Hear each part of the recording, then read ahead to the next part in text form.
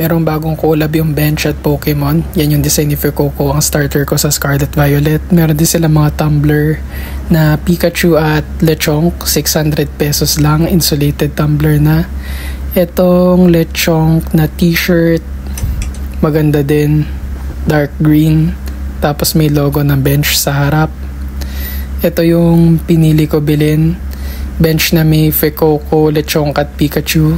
Tapos sa likod merong malaking Pikachu. Yan, ang cute lang. Tingnan nyo ng maigi yung design. Tapos ito rin, hoodie na Bench. Black and white lang siya pero halos same design ng t-shirt. Iba naman yung posing ni Pikachu. So ito, sinukat ko na yung hoodie.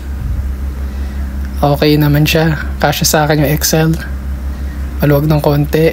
Yan yung design sa likod. Yan, nadik ako sa Pokemon ngayon eh. Tapos ito naman yung t-shirt.